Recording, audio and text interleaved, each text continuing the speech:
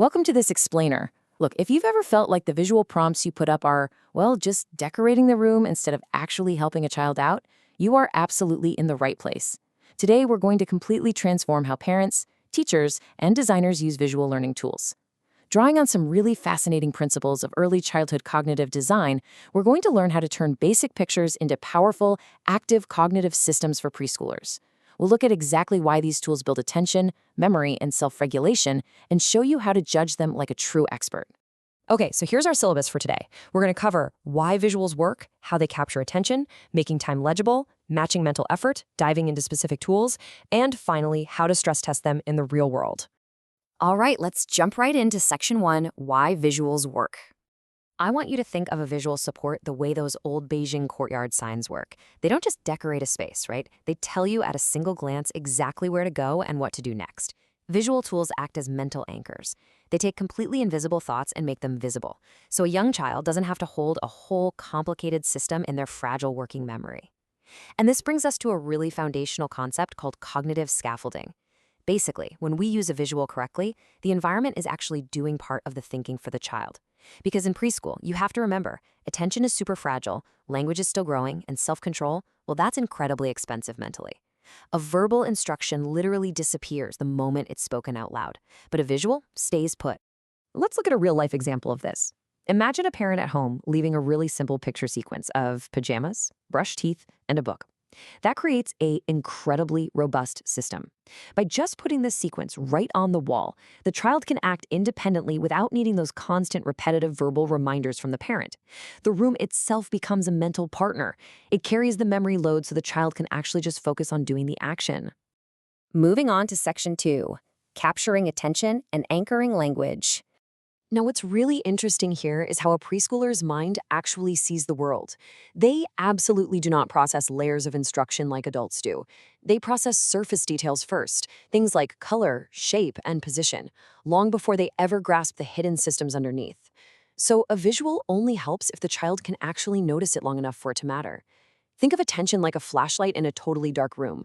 It doesn't light up the whole space. It narrows focus to one manageable area.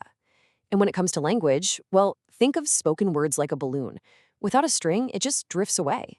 A visual is the string. It firmly anchors that floating balloon of spoken language right to a concrete action, giving those words a definitive place to land.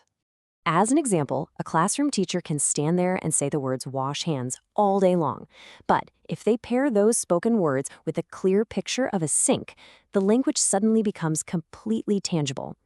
The child isn't just hearing a floating demand anymore, they're seeing a tied-down, concrete target. And honestly, this is exactly why gestures, icons, and real objects are so absolutely crucial at this age. Let's move to section 3, making time legible. So we have to recognize that adults and children experience time entirely differently. Adults, we view time as a stable, predictable line. Preschoolers, they view it as immediate. If the next step isn't physically visible to them, a simple everyday transition can feel like a sudden, really scary disappearance. A lot of preschool struggles aren't actually defiance, they're simply uncertainty. So to fix this, we have to make time legible. A fantastic analogy here is a subway map. A subway map doesn't physically move the train, but it tells you exactly where you are in the journey. By mapping out activities visually, a designer creates a tool that lets a child predict what comes next. And when a child can predict, their uncertainty drops dramatically, and their ability to cooperate just naturally skyrockets. Okay, section 4, matching mental effort. This is a big one. Your visuals must precisely match the child's current cognitive load, which is just the amount of mental effort they can actually exert in that specific moment. Not every visual helps every child. The mind is helped by the right kind of information at the exact right level of complexity. Handing a highly emotional, upset child a messy, complex classroom poster with 10 competing symbols is literally like making someone read a crowded instruction manual during a fire drill. I mean, the information might technically be there, but their mind absolutely cannot use it. Instead, we have to provide one obvious concrete meaning. Bottom line, if the task is simple, the visual must be simple. Let's dive into section 5, specific tools. Think of a tool as a custom-fit bridge between what the child can already do and what the task now demands of them. If that bridge is made of the wrong material, it's going to bend under stress. Every single visual tool has a strength, for sure, but they also have a distinct failure mode if they're overused. For instance, a choice board is absolutely fantastic for building decision-making and autonomy. However, its failure mode is that if you give a child way too many options, it completely overloads their working memory, and that leads straight to frustration instead of independence. And that is exactly where adaptation comes in. You see, a visual support is really a moving conversation between the child and the environment. A designer creating a beautifully labeled bin system for cleanup, or a parent smartly shrinking a choice board down to just 2 manageable options, well, they are both doing expert-level work. They're adapting the tool to ensure it solves the precise cognitive problem that child is facing right then, without causing any extra anxiety. Finally, we've arrived at Section 6, stress testing. Look, a visual tool might look totally beautiful in a perfectly quiet room, but we must rigorously ensure these tools actually work when preschool life inevitably gets messy, noisy, and chaotic. A truly useful visual must survive 4 specific real-world pressures. First, attention pressure. Can the child actually notice it in a busy room? Second, memory pressure. Can they remember what it means after they look away? Third, emotional pressure. Does it still help when they're upset? And fourth, environmental pressure. Does it work when the room changes? If a visual fails these, or if an adult has to constantly decode it for the child every single time, it is merely a decorative prompt. It's not a functional, self-use tool. Let's try this out. Let's stress test a morning drop-off sequence in a busy classroom. Families are arriving quickly, it's chaotic, and a child is struggling to separate. A clear sequence showing arrive, hang bag, greet teacher, choose activity can heavily reduce that emotional shock.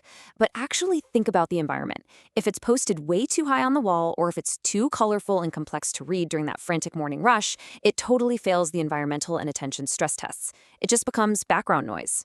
And here is a truly fascinating truth, and honestly, a common mistake students of learning design often make. They leave visuals up way too long after the child has mastered the routine. The true goal of a visual tool isn't to create a lifelong dependency.